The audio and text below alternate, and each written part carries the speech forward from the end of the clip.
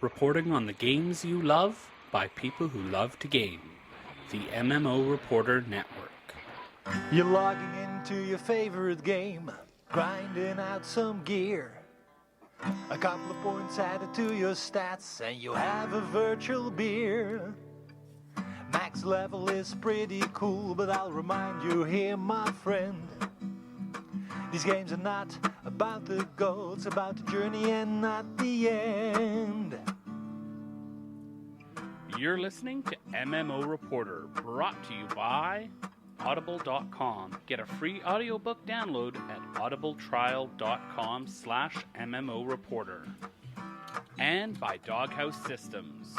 Choose your weapon with Doghouse Systems.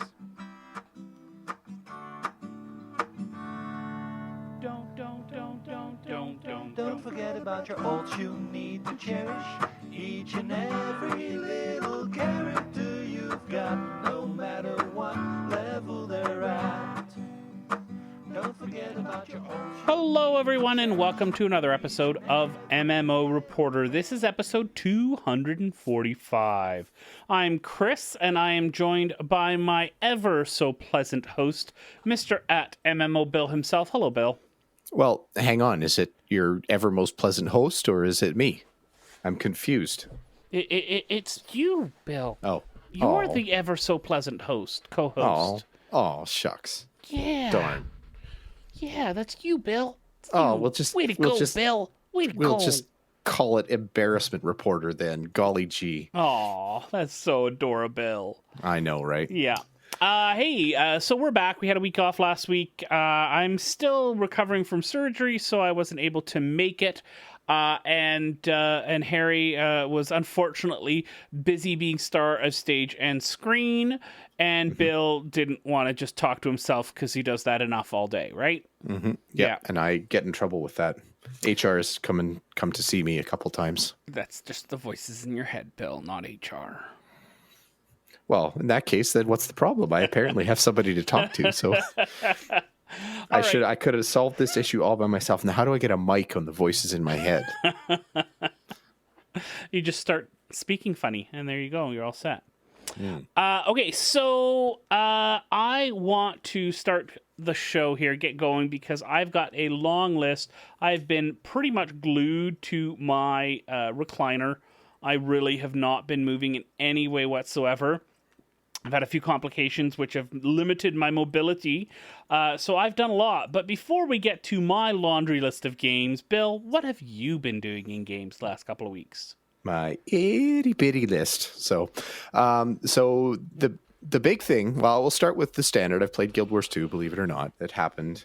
I actually got the first stage of building my precursor for my first legendary weapon. No way, really?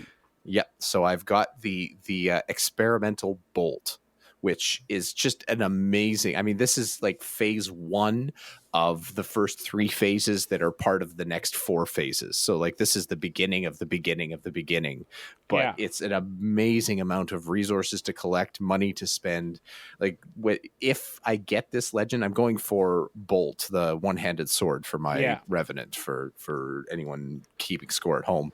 But yeah, so it's an amazing amount of work, but it's so that was such it was a moment of just excitement saying, oh, I actually completed this. Oh, I have a thing in my inventory. But what they do when you've got the first stage of your precursor, they don't give you the skin of the precursor. Like it doesn't look like the final product of the precursor. Yeah. It's this twisted, warped, ugly, terrible sword with exotic stats. Like it's a decent sword stat wise, but it looks like this horrible slag bent thing, and I don't even want it now. I wish I'd saved up so I could go straight to the phase 3. But anyway, so now I've got to do that. And in order to get to the next phase, I got to get a metric buttload of mithril. That's the actual scientific measurement for it. So that's got to happen. And I've got to do a bunch of crafting. And then for the next final phase, I'm going to have to run a bunch. I actually have to get my fractal level higher than it is. So you do actually have to log in and play Guild Wars 2 with me, Chris, because we're going to need to do some serious fractalizing. Okay. I'm going to get you. We're going to get Asani, and we're going to get a couple more people. We'll maybe pull the network and see if there's anyone who wants to fractal run with us or something like that. And we're going to start at level 1 or fractal level 1, and we're going to go till at least 20. Wow. Okay. Yeah. And so pack your bags. It's going to be a ride. So anyway, that was my Guild Wars 2 time. Actually, I've done a ton more. We're going to actually talk about Guild Wars 2, believe it or not, in the show. I know, big shock. But anyway, I also jumped in. Diablo 3 Season 5 started, so I actually jumped in and created a Season 5 character. The only Diablo 3 character that I haven't played yet is a Witch Doctor. So I've started that and run through the first dungeon. And I think I'll probably pick away at it. I don't think I'm going to do a super grind and get every little bit through the Season 5 stuff, but it's a nice excuse to kind of start fresh and build up a new dude and check out the Season 5 stuff. So that happened. And then the big thing, actually, I've been having a ton of fun playing Rocket League. Oh, yes. It's obviously not an MMO in any stretch of the game, but it's just scratching an itch that I've had for such a long time. I wanted to play. I've been itching to play sports games. I used to love the old EA Sports NHL games, and but since they abandoned my chosen platform, I don't really have that option anymore. Yay! EA Sports, it's in the game, unless you're on a PC. Yeah. So we played. So anyway, Rocket League is kind of scratching that itch for me. I had a bit of fun. I played with a coworker on there too. I was going to be a little bit embarrassed because I'm late to the Rocket League game, and I thought, oh, for sure I'm going to be just bumbling around and looking like a goof and everything like that. But I actually held my own. We did a little bit of 1-on-1, and it was all close games. I won a couple, and he won a couple, and it was good. So we did some 2-on-2s, and we bumped all the bots up to all-star and everything. So I'm almost ready to play against strangers. Not quite. got a little bit of introvert energy that I gotta overcome, but I'm good at. I understand. Getting there. I'll play you, Chris. We have to. Well, like we were saying, we have to figure out how to get PS4 and Steam talking to each other, or get those friends lists talking to each other. Cursory search on Google did not find some great results on that, unfortunately. We might accidentally play against each other at some point, but doesn't look like there's any sort of connecting ability at this point. Well, at some point, we're just going to have to find a way to get you in front of a computer then. Well, I have to buy the game. Excuse me, then. Dang, that again. $10 game is just going to break you. As you very well said, I'm feeling cheap. Cheap. I'm not at work right now. Come on, some of us can't afford this. Doesn't have to be tomorrow. All right, I'll do it the day after. Okay, good. And that's pretty much my list. I actually got 3 on my list this week, so I consider that a victory. So how about you, Chris? Did you get 3? Well, I can count here. 1, 2, 3, 4, 5, 6, 7, 8, 9, 10. 10 games, and I'm sure I've missed 1 or 2. So I'm going to go through the list here. What has kept me busy the most of the time when I was the most immobile on my recliner was actually Assassin's Creed Syndicate. I get Assassin's Creed every Christmas. It's a Christmas gift from my wife every year.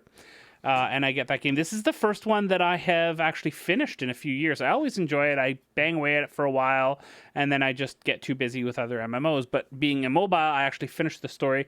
And I have to say, this is one of the first games that I have enjoyed playing a female character when I had a choice between a male and a female character. I'm not giving anything away when I say that part of the story, part of the hook is that you're playing, really your character is a set of boy-girl twins. And they're assassins, and et cetera, et cetera. I really enjoyed the character. I actually liked the story in it. I really connected with it. I connected with that character way more than I connected with the male character. And that was a first for me.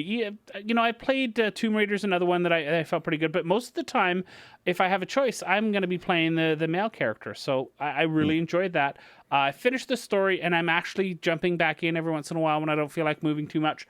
And trying to 100% it and get everything done and picking up every little bit and every little scrap. And there's tons of missions that you can do sort of in the world once the main story is done. So it's pretty cool. Cool. It's a lot of fun. I'm missing some of the multiplayer aspects that were in some of the other Assassin's Creeds that were there. There's no multiplayer aspect in this one, but it's not a horrible thing. Speaking of multiplayer, Star Wars Battlefront, that is scratching a really, really, really great itch. You were talking about scratching an itch. This is doing really, really great with that. Everything from the fighters, although I wish there was a space thing. I really, really wish there was space stuff. Yeah. But even what's there is fun. The ground combat is good. The hero mode where you're sort of playing as 3 villains versus 3 heroes, and then when you die, you come back. Sort of you respawn as a regular dude. Then I really like that as well. And actually, I'm playing a lot with my kids. And what we'll do is when we're doing hero mode, we switch off every round. And so one of my kids will play around, and then I'll play around. We actually had the 4 kids and me all going around taking turns out watching each other play. And it was actually a lot of fun doing that. And so it's doing well. I'm somewhere in the mid-teens as far as ranks. So are you playing bot matches then when you're playing with your family? No, they're doing well enough that we're... And the thing is, the battles are so huge. The boys, my older boys, are good enough that they don't embarrass themselves, and they're not ruining anybody else's experience by playing. They're good enough. But with my youngest, we only do that with the big battles where he is one of, like, there's 40 per team. So it doesn't really matter if he's not the best. So that's working pretty well. Cool. No voice chat that we're hearing, right? So it's not like people are yelling or anything like that. There's no text chat. So super safe environment for them. So I like that. Oh, good. Also got Borderlands 2. I actually got Borderlands 2 shortly before Christmas. Played a little bit of that, but Star Wars Battlefront is scratching that shooter itch right now. And then some Telltale Games style games. Played King's Quest. I almost finished that one. Minecraft story mode, slowly working my way through that one with the kids. And then Walking Dead, playing through that. I actually have, with my Xbox Live subscription and my PSN Plus subscription, I have Season 1 on PlayStation and Season 2 on Xbox One. And so I'm gonna, and they were quote unquote free, right? Came with the subscriptions, so I'll play through the 2 seasons working that way. But it worked out well, right? Cool. MMO wise, I did play some Neverwinter, but I don't know what it was. Just I jumping back into that one. It just felt when I was still. I jumped back into it when I was still somewhat medicated, we'll say. And so it just it didn't click with me at that point. So I haven't really gone back to that too much. Lotro played a buttload of Lotro. Oh, really? The last couple of weeks. Yeah. Well, I'm back on Lotro Reporter. Hosting that show. Yeah. So I've been playing that, working my warden towards Minas Tirith, playing my bear, actually crafting some stuff. I actually put up a conversation on our Lotro Reporter Facebook page. Any of you Lotro players out there that want to talk about that, jump onto the Lotro Reporter Facebook page. Let me know whether you think crafting is worth it. SWTOR, I've been meaning, but just doctor's appointments and all that sort of stuff. I'm going to stream through a playthrough of the whole story. And so I've got a straw poll, which I'll put back on the... I'll put it on the show notes. And I'll probably be starting that next week. I was supposed to start it this You're going to stream the entire story? Just the story, yeah. I'll try to do as few side quests as possible from level 1. So I'll be starting a new character. So I've got a straw poll as to what... which class I should play. Now, does that actually work still? Because, like, do they grant enough experience from the story quest to actually get you to the point where you don't have, like, level gaps between the stories? I'll do some space combat if I need to level. It's like skirmishes for me, right? Space combat in SWTOR is like skirmishes for me. So, but yeah, I'll do some story stuff. I'll maybe do a few side quests and stuff if I have to, just to get the leveling experience. But I've got the straw poll in the show notes now, so you can go vote when you take a look at this and let us know what you think I should play. Right now, Trooper believe it or not, is winning with 27% of the vote, with Jedi Knight as close second with 20% of the vote. Interesting. So you go vote, Bill. Let me know which one you think I should play. The ones that have got 0 votes right now are Smuggler and Sith Warrior. Surprisingly enough. That's interesting. Well, it's interesting that nobody wants to put you on the dark side. Imperial Agent and Sith Inquisitor are tied at second place with Jedi Knight. Okay. So yeah. So go vote. Let me know what you think, huh? There you go. Have you voted? No, where is it actually? It's in the show notes. I put the link in the show notes. In 244? We're in 245, Bill. Oh, dang. You're in the wrong show. I am. Yeah, there you go. So go vote. And everybody else, anybody in the chat room should be voting as well. All right. Apparently I've already voted on this poll. That's bizarre because I'm quite certain I haven't. You don't remember, or somebody in your household has because of IP locks. Quite certain nobody has. Maybe Asani saw the Facebook post or something and voted. Oh, maybe. I put something on Facebook, so I'll give her a hard time about that. Yeah. So she probably voted for a Jedi Knight. Just some people, huh? Yeah. Oh well. Whoops, I still like her. She's good. There you go. So you can I just shown to our chat room there the current results. All right. And so that's SWTOR. I did jump in and play on my Jedi Knight, my level 51 Jedi Knight, who hasn't gone through any of the base story. There you go. Somebody else voted in the chat room. Trooper is still going strong. People want to see me be a trooper. Okay. So the biggest thing I played, though, this week is Blade and Soul, which launched on Monday, I believe it did, or Tuesday. I've been playing on the weekend a little bit, not too much, though. I'm high teens on my character. The weekend was fantastic. Jumped in, had a lot of fun, and then it launched. And the queues. Oh, my God, the queues. This, I don't know what it is with the algorithm about the time remaining, estimated time to get to play, but it goes up as your number goes down. So you'll start and you'll be like 2000th in line or something like that for your server, and it'll say, okay, you've got 90 minutes to wait. And I'm all right, that's fine. So I go and I do something, and I come back and I check, and oh, look, I'm like 1300th in line, and now it's 500 minutes to get into the game. I feel like this problem has been solved, but people refuse to use the solution. Exactly. Like, there's been very good launches where people realized, hey, let's set up some temp servers. Let's build in the ability to have people get into their world. If they can, that's great. If not, that first week's worth of rush, let's throw them into temp servers so people can at least play the game instead of stare at a queue screen, because everybody hates that. Right. And what with infrastructure being a thing that you basically rent instead of buy, I don't understand why this isn't done by everybody. And there's a couple of different ways to do it. I mean, I think Guild Wars 2 is the best example of it with the overflow servers and the way that they did those sorts of things. Even at launch, which is different than the version that they have now with the mega servers and stuff like that. At launch, it was better than what most people do now. Yeah. It was not perfect. We had trouble hooking up and playing together.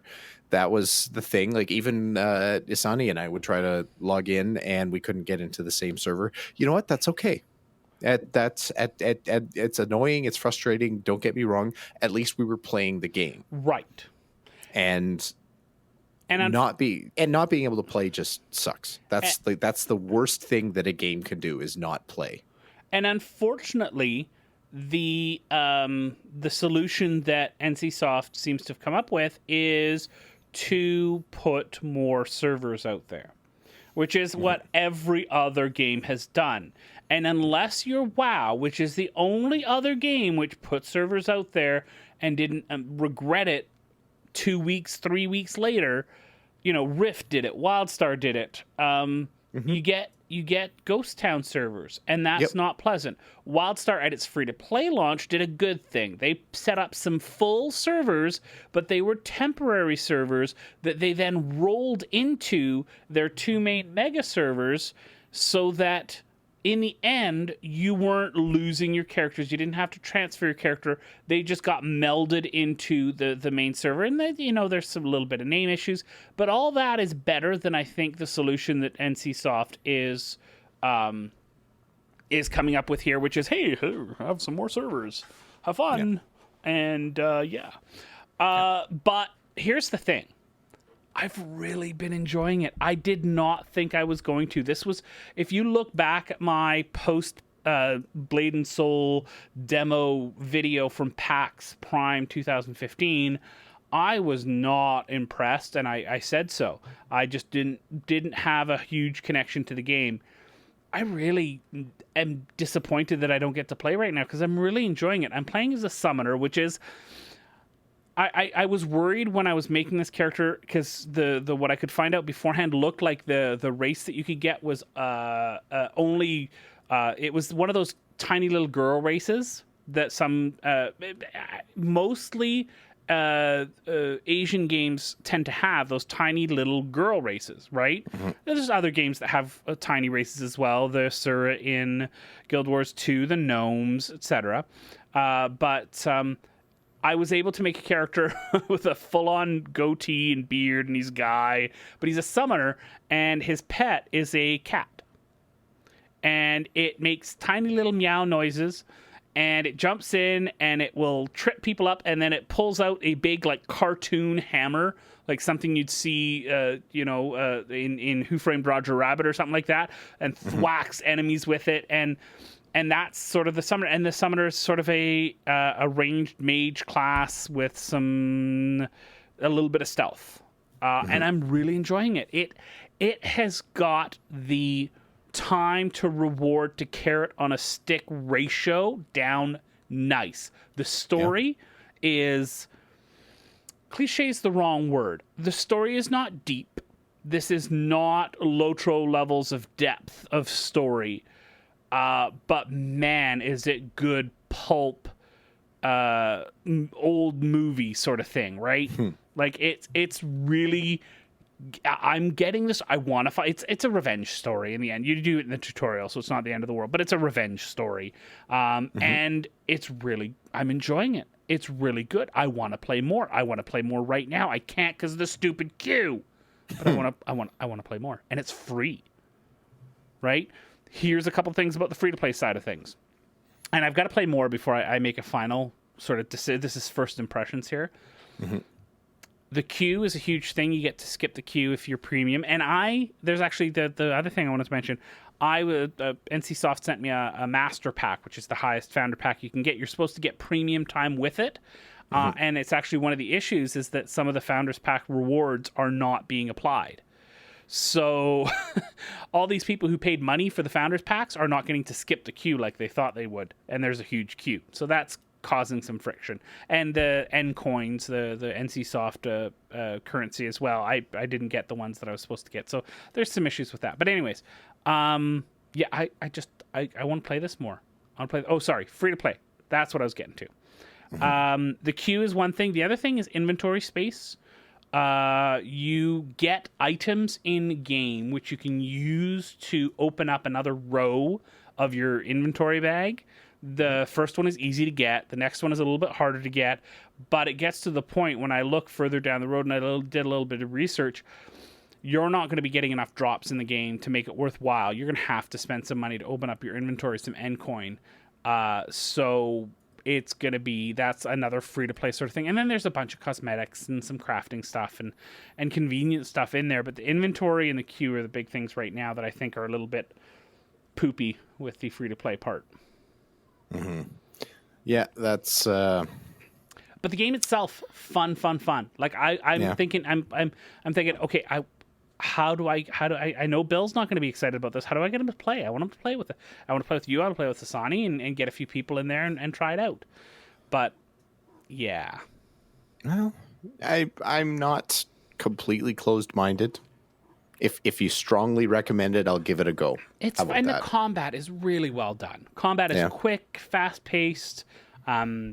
It's just fun, and I like that I have to control my my pet's abilities while I'm doing my own combat. They're simplified. There's only really 2 or 3 buttons to use, but while I'm attacking with the mouse or using my own abilities, I have to sort of throw in the abilities that my pet does, and you can get some combinations. It's kind of fun. Yeah. Oh, last thing before we move on, I forgot to mention that I have been playing I tried out the Black Desert Online character creator. And wow, that is easily, by far, without fail, the most detailed and beautiful character creator that I have ever seen in the history of my gaming experience. By far. Yeah. Why?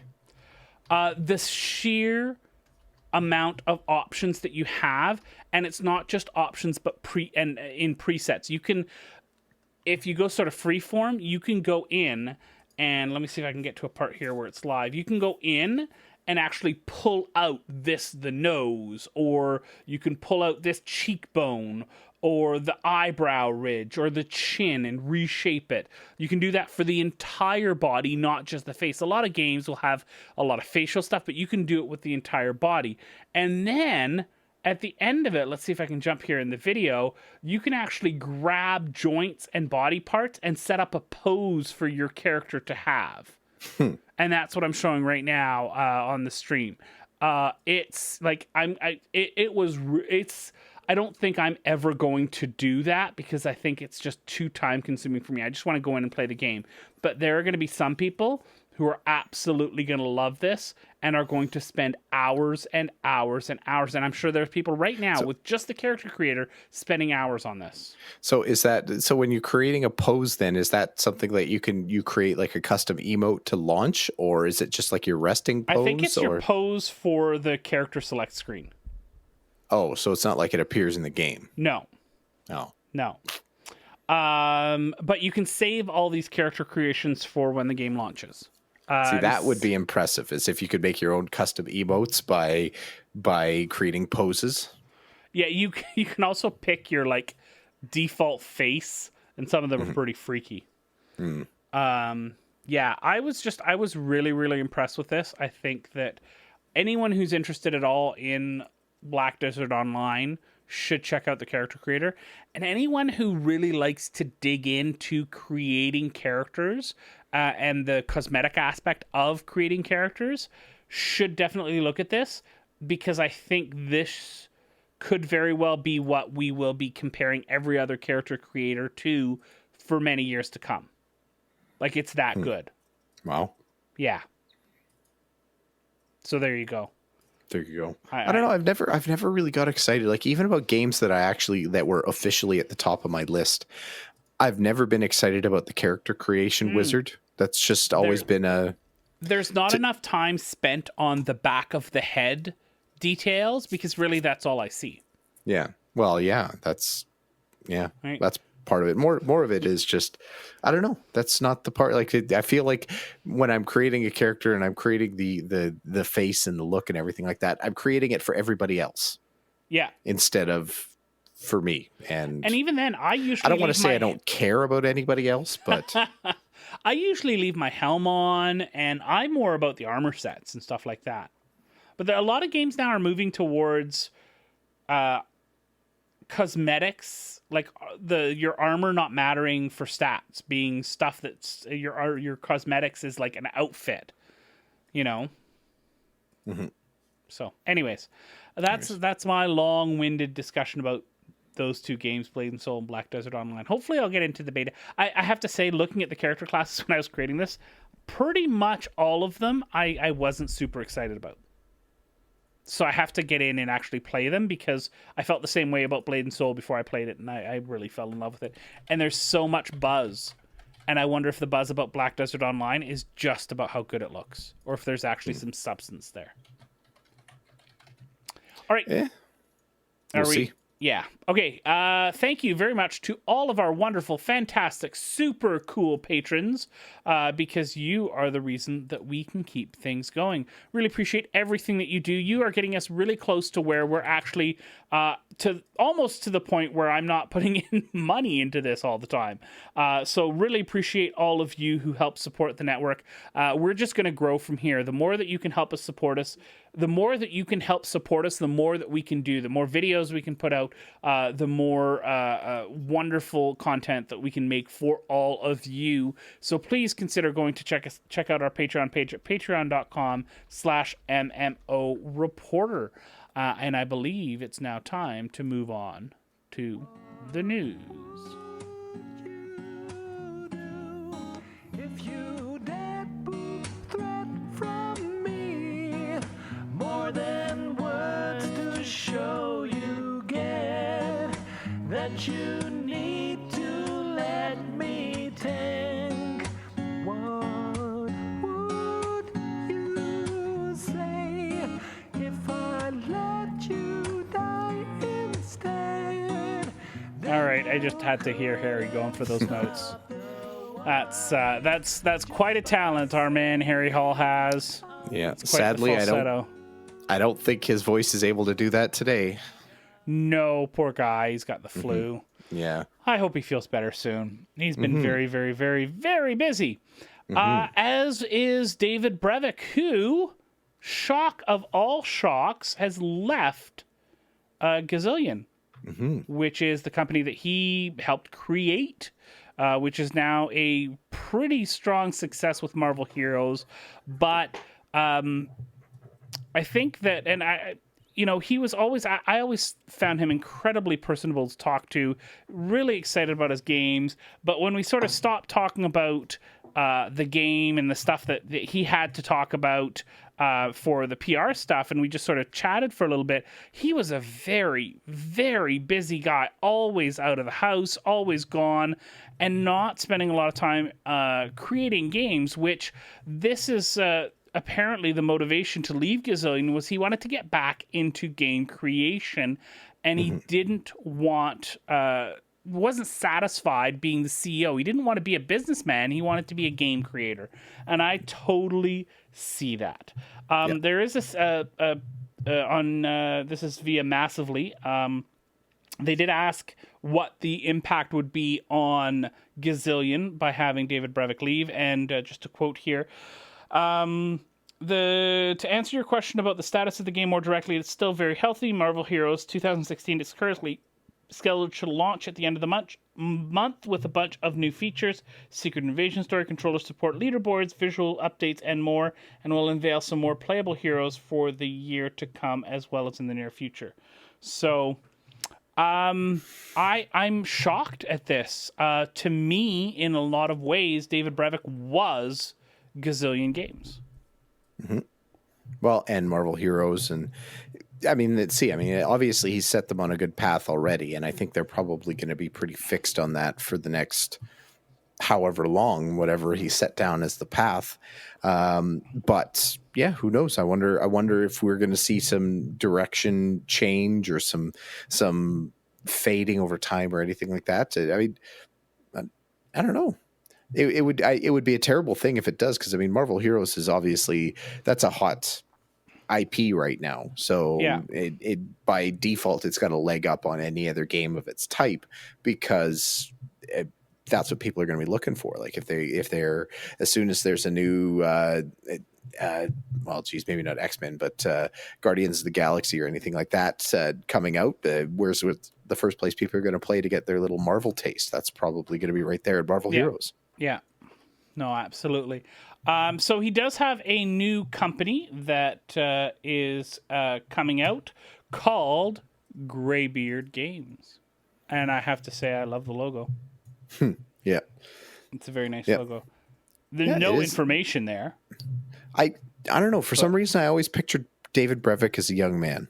Even though I know that's not actually the truth, there's something about the persona, I guess, that feels very young, I guess. Yeah, I don't know. My biggest memory of David Brevik is the day that we recorded a video and trooped right through 3 people slipping on the wet floor behind us at PAX Prime. We just kept on going, kept on trucking. I found it kind of hilarious. What was going on? Wet floor? Or? Wet floor, yeah. Like 3 people slipped, like full on land on butt, feet in the air, slipped. It's a funny video to watch now, but the whole time I'm thinking in my head, okay, do we stop or do we keep going? Like, his time is so limited. If we stop, I'm going to have to limit the interview. Okay, let's keep going. He's keeping going. Let's keep going. Yeah. So we did. Yeah. I wish him all the best. David, good luck at Greybeard Games. I hope that you have nothing but success. Yeah, I'm curious to see what he comes up with. Absolutely. Yeah. So speaking of curious to see what they come up with, Guild Wars 2 came out with their big state of the game post last week and talked about what's going to be coming up with their winter update. They announced earlier that they're going to be starting to do kind of major releases quarterly. So you're going to see seasonal updates, winter, spring, fall, summer, throughout the year. And yeah, they're going to be varying combinations. There's always going to be a class balance component to it, or component to each of those updates. But there's also going to be varying levels of functional patches, story updates, PvP updates, world versus world updates, that kind of thing. So to get to what's relevant now, the update that's going to be coming out on January 26th, so right after this podcast comes out, is going to include a bunch of stuff. First, they're adding gliding, the gliding ability to all of Tyria, which that to me is amazingly fast. Like, you remember in, I think it was in World of Warcraft when they added flight to the game. They only added it to the Burning Crusade zone, and everybody talked about how, this is going to be impossible to add to the main part of the game. It was just the maps weren't designed for this. Blah blah blah blah. They did get there eventually, but it took a long time. Like, I want to say it was a year before it came to the rest of World of Warcraft, or the beginning. Oh gosh, no, it was Cataclysm. Right? Which was it Cataclysm before we saw that? Yeah, Cataclysm. So that was, no, you could do it in Wrath of the Lich King. You could fly in the old world, I'm certain. Are you sure? Yeah, because it was added in not Warlords of Draenor, Burning Crusade. That was when, and it was added to the Burning Crusade zones. Right. And I don't think it was available in the main zones until significantly after Burning Crusade came out. Well, yeah, you could. Well, I think it was Wrath. I remember flying around the Wrath zones, but that was Northrend, right? That wasn't the main game. I don't remember flying around the main game in Wrath, and that was my heaviest WoW playtime. Yeah, we'll have to look it up. But anyway, so they took care of that. A lot of people were concerned that was going to trivialize some of the jumping puzzles and that kind of thing. And they kind of announced in their dev posts that yes, they were aware of that. They've thought about that, and their solution to that is they're going to create certain dead zones for gliding. Okay. So fractals you're not going to be able to glide in, dungeons you're not going to be able to glide in, and certain areas like jumping puzzles that would become trivialized, you're going to find that your glider just doesn't deploy. I'm hoping that they're going to add some kind of indicator to say this is a non-gliding zone, because that would be a really unfortunate thing to find out in mid-flight. Yeah. We should all get little Wile Coyote flags that says "uh-oh" before we fall straight down. Yeah, I'd buy that off the I'd spend gems on that. Yeah. Glider failure. Yeah. You look back, your glider says Acme. Yeah, Yeah, it's duly noted. Have to add that to the suggestion box. So the other thing you'd probably pay gems for is there's going to be a Shatterer update. So for those of you that aren't Guild Wars 2 knowledgeable, the Shatterer is a world event where you're fighting a giant dragon. But the Shatterer is actually special because the Shatterer goes back all the way to the original demo that they did at Gamescom and PAX 2010. PAX 2010, I believe. Yes. And like one of the very original things, this is one of the very first experiences that most people had with Guild Wars 2 was watching the Shatterer fight. And it's this epic thing. The dragon is huge. It just looks like it's going to be this amazing experience. And it's 100% trivial in Guild Wars 2 right now because there's one spot where everybody can stand and do ranged attacks and be immune to damage. And it just becomes, and the boss is vulnerable to blind, so that the way the blind mechanic works in Guild Wars 2, the boss's attacks never land on anything. It's just that it's one of the easiest fights on in the entire game. Yeah. So, yeah. It's unfortunate. So it's going to be getting a big update. They're going to be getting rid of the aspects that trivialize the fight. They're adding gliding components to the fight, so you're going to be able to do some dive bombing attacks, but you're going to have to dodge storm effects and that kind of thing.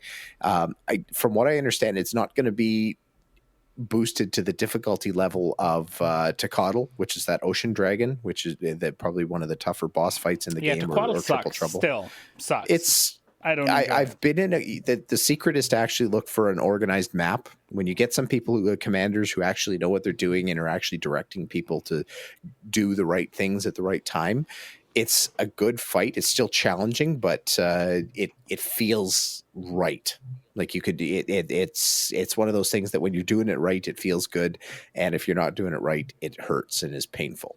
So I'm hoping it's going to be maybe dialed back just a little bit of that. The quote that they gave specifically about it is that the Shatterer update is going to be appropriate to a level 40 or 50 zone. So it's not going to be the hardest fight in the game, but it's not going to be dead simple either. It's going to be about what the skill. It's going to require roughly the skill level you'd expect from a level 40 or 50 player.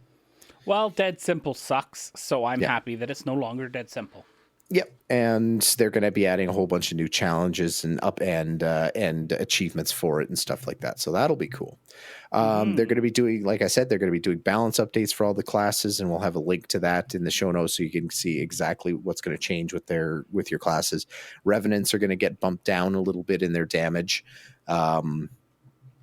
Specifically in the auto attack. Apparently, the Revenant auto attack is just silly right now. And actually, truth be told, I've looked at it. I've kind of worked through rotations, and for the most part, the best thing that you could do as a Revenant is occasionally throw a couple of power attacks in there, and other than that, just leave your auto attack on. So it makes it not quite as exciting as, say, like fighting with a thief or something like that. So that's what I've picked out of that. I won't go through every class because the poor people have had enough of that already. But anyway, check it out. And then there's a few other minor changes in there and that kind of thing. And we'll have that in the show notes as well.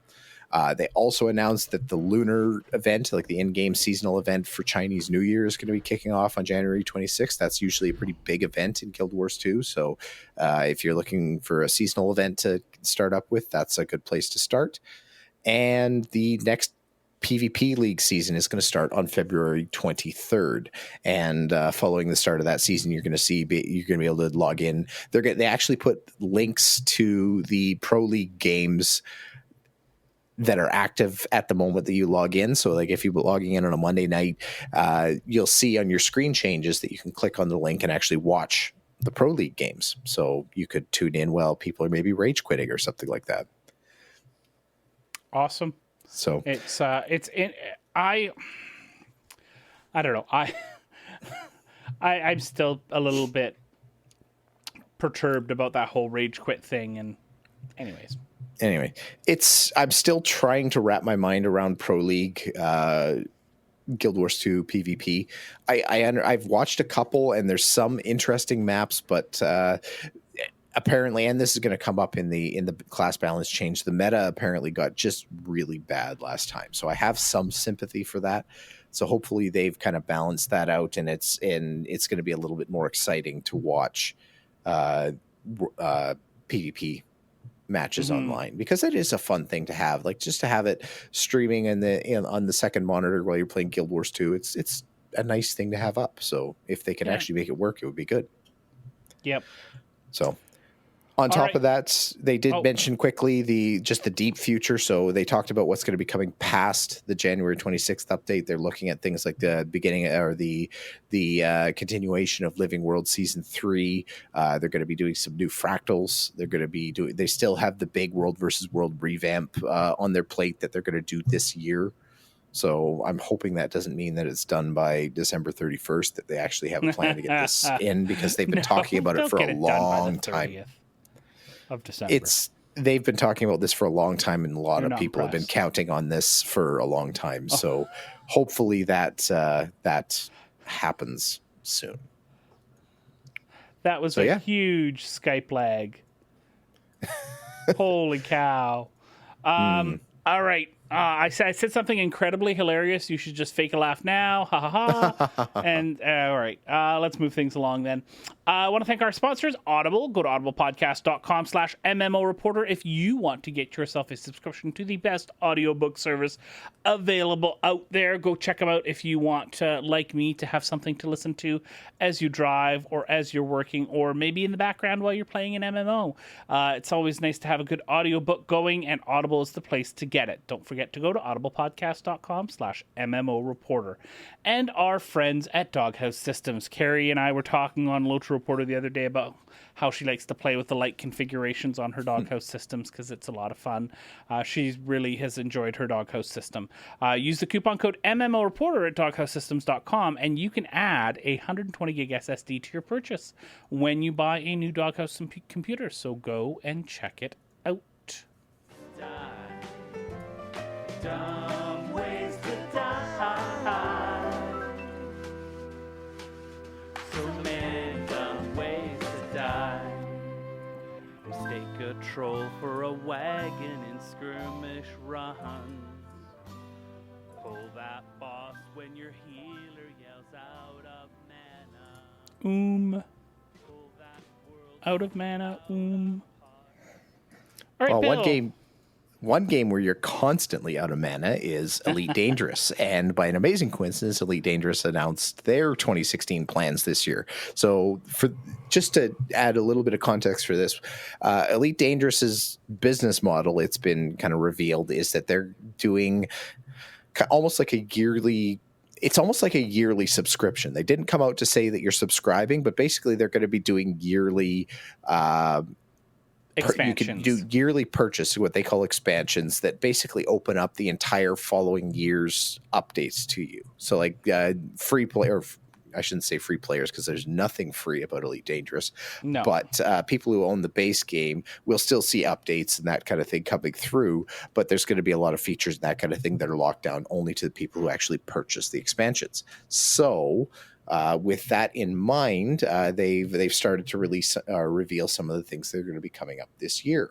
One of the things that they showed off was the character modeler. Apparently, you're going to be getting to see your commander, or be able to build your commander and face. Apparently, commanders don't have hair in Elite Dangerous, so that's a thing to be aware of. There is no hair in space. I thought that was kind of curious. I would love to see if there's a lore reason for that, or if that's just that it's early in the character developer and hair is hard. Hair is hard. It is. Actually, I've heard that is that it's one thing to do faces and that kind of thing, but every hair has to be rendered. Otherwise, it looks like just a pile of goo on your head. Or anyway, so that's a thing that's coming up. Flipping through the live screen to see. Apparently, in this video, they practiced making commanders, and I can't see it anywhere. So I'm gonna leave that be. Oh well, anyway, yeah, it's there. It's under the welcome to 3302, which is the equivalent of years in Elite Dangerous. Anyway, the feature that I actually really liked, I was getting quite excited about, is that they're going to add the ability for larger ships to be able to launch short-range fighters in order to do close combat. Now that combines in a very interesting way with the multi-crew feature that they're also planning to add. So you can have multiple commanders in a single ship. That's at least that's how I've read the feature. And if you combine that, they didn't specifically link the two things that I've read yet, but I presume that you're going to have a commander that can stay in the major ship, and then you can launch your second commander in a smaller short-range fighter to help defend the major ship when you get into a close range battle. I don't know if you're going to be able to do that. It'd be nice to have like turrets or something on the main one, but launching them, I bet you it's going to be just modules that you can put into your ship that launch little AI ships that will go and attack whatever target. I bet that your secondary commander or your lieutenant on the ship or whatever is going to be able to jump into a little Viper as you exit out your Anaconda and take out the other annoying Viper that's just hiding in your blind spot. Yeah. That would be just what a glorious mission that would be, to be able to just pop into a fight. And because that's one of the most annoying things is you can be sitting in an Anaconda. If you just don't get your position right, a really good Viper pilot can just sit in that terrible blind spot that you can't see, that none of your turrets will point at, and just plink away at you for several minutes until your power plant is finally worn down. And it's the most annoying thing in the world. And suddenly your big, expensive Anaconda doesn't feel so amazing that it's been knocked out by this almost entry-level mini fighter. So that's a very cool feature. And I think that's one of those two things combined, if they actually do add that capability of being able to launch a smaller ship from your Anaconda and have the second player defend it, that's going to be the kick in the pants that multiplayer for Elite Dangerous needs, or team play in Elite Dangerous. That would be so fun. Yeah. Yep, that would be a lot of fun. So. Okay. Elite Dangerous, still, I need to get into Horizons more. I need to jump into it. Oh, me too. Oh, you know what? I didn't mention, I did play a whole bunch of Elite Dangerous on Xbox One. Got my faction rating up. The close quarters combat or just regular play? Regular play. I finally managed to get into the area of influence of my faction that I wanted, and really, if anybody who's got an Xbox, you want a space sim, I can highly recommend it. It's very well done, looks great, feels great, plays great. So go check out Elite Dangerous for Xbox One. Mm-hmm. Okay, couple of quick mentions here. I'll just rattle through. Well, no, you know what? I want to talk about the second one. So I'll rattle through the first one. DCUO is going to come to Xbox One spring 2016. I'm maybe excited about this one. I've played it on PS4. I played it on PC. I never got into the world, never clicked with me. There's a lot of people who love it. Josh Augustine, who does the Happy Hearthstone, way back when it launched, was huge, hooked into this game.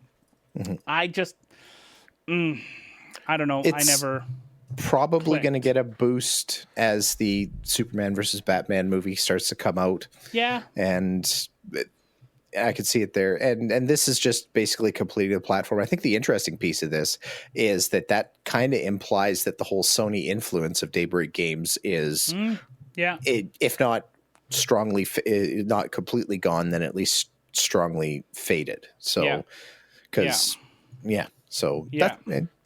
it's also a little bit of a trend, because we talked about World of Tanks completing the console cycle by coming out on PS4 last episode.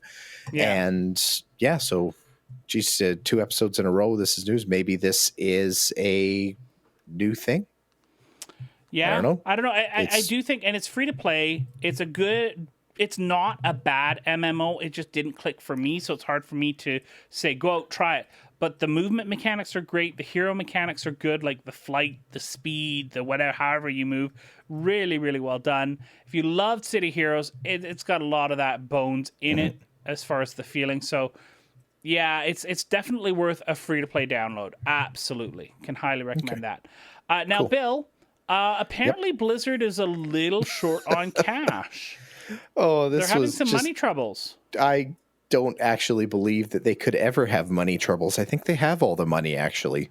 All the monies. Yeah, They have them all. If not all of it, they've got almost all of it. So Yeah. no, we came across just a little story over on Massively about a glitch that you experience if you're a true World of Warcraft fan. So picture this. If you're in this scenario, if this applies to you, then be concerned for a moment. So if you're a World of Warcraft fan and you want to play the expansion early, you want to buy the digital version so you can get early access and everything like that, then you have to buy early access, purchase online, do the digital purchase. However, if you're one of those people and you like all the physical goodies that come with the collector's edition, which I do, you have to buy them both.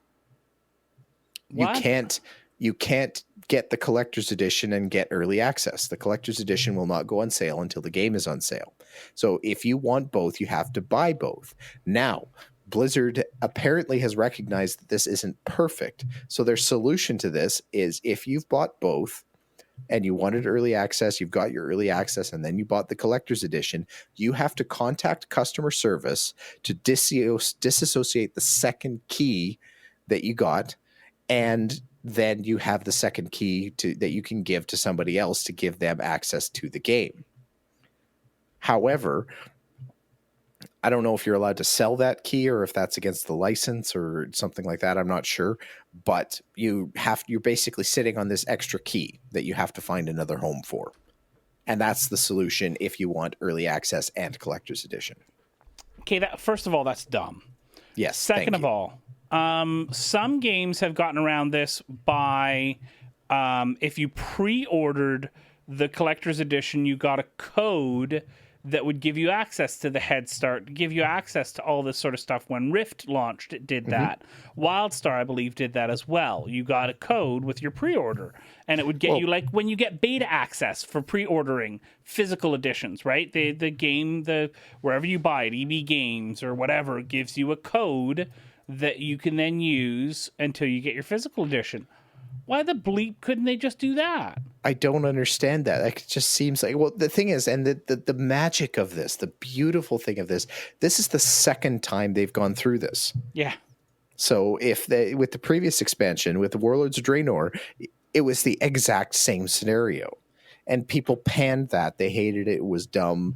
But I think everybody kind of had the assumption like, oh, they made a mistake, they'll fix it next time. No, they did the exact same flippin' thing.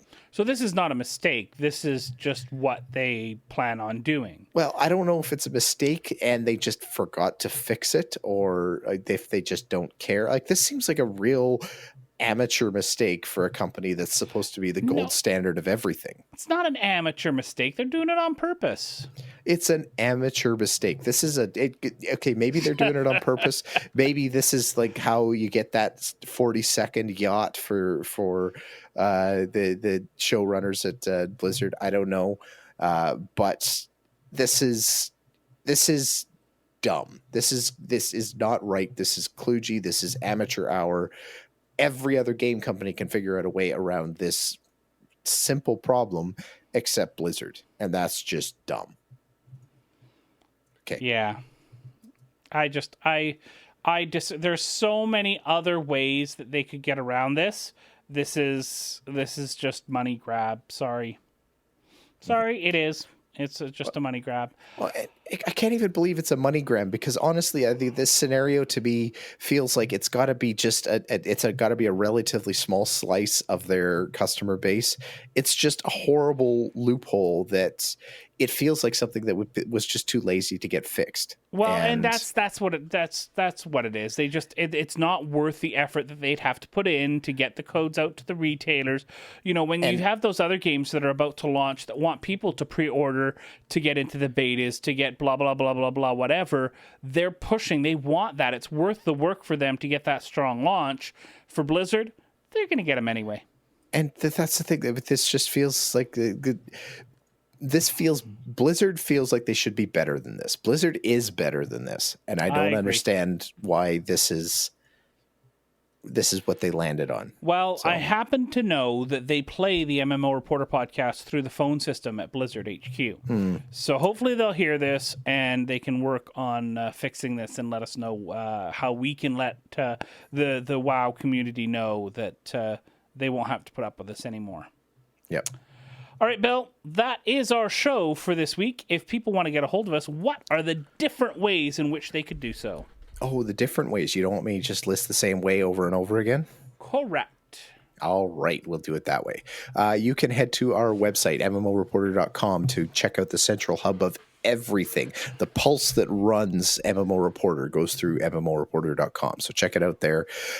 Send us an email to mmo.reporter@gmail.com. You can visit us on Facebook, facebook.com/MMO Reporter. You can tweet at any of the MMO reporters, either at MMO_reporter for Chris, at Harry Hall for Harry Hall. You can wish him some get well wishes there. I'll send one to Chris too. He probably would like to get well as well.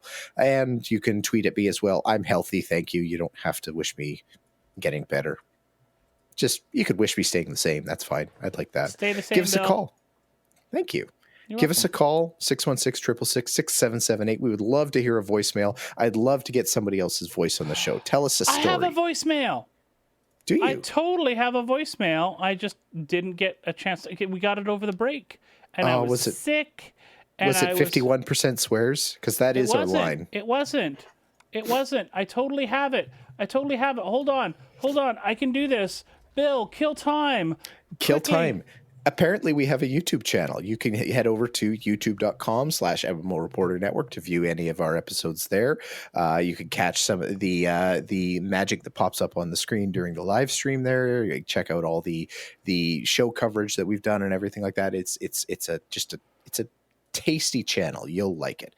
And if you like what we're doing, head over to patreon.com/MMO Reporter and you could be a patron of the show.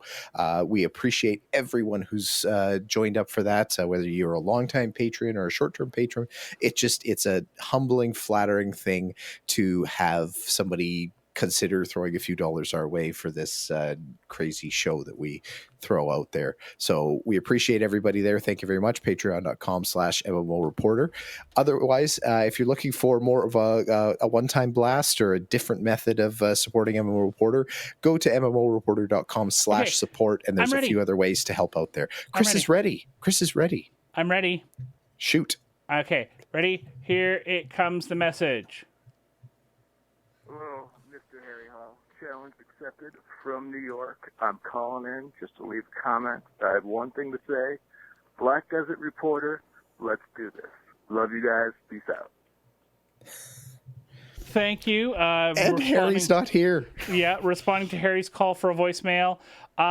Yes, we would love to have a Black Desert Online reporter. Thank you for volunteering. You can let me know at chris@MMOreporter.com when you'd like to start that podcast. We just don't have anyone on the network right now that is super duper excited about it, and that's where it needs to start. So if we have any listeners that are amazingly excited and amazingly committed to Black Desert Online, I'd love to talk about a possible podcast on the network. There you go, Bill. We had a voicemail. More voicemails. Oh, I challenge you. I feel fulfilled. I thought I was healthy, but now I'm super healthy. There you go. Hey, Bill, thanks for recording tonight. Oh, thank you too. I'm glad that you've got the fortitude to actually project your voice now. That's good. Yeah, well, it was more the sitting upright that was the problem. Yeah, I know. Yeah. All right. Well, thanks everyone for coming out and hanging out with us. We had a few people in the chat room. Didn't talk very much, but it was nice to see you there. Thanks to everyone who downloads the podcast, watches it on YouTube, or any other method of watching, listening, whatever to the podcast. We sure appreciate you joining us for this week's episode. We hope that you join us for next week's episode, but most importantly, we hope to see you in game. Don't forget about your ults you need to cherish. Each and every little character you've got, no matter what level they're at. Don't forget about your ults you need to cherish. Each and every little character you've got, no matter what level. Thanks for watching the video, everybody. Don't forget to check out all the other podcasts at MMOreporter.com or by clicking on any of the links here. And please check out our Patreon campaign at patreon.com/MMOreporter. Thanks, everyone, and see you in game.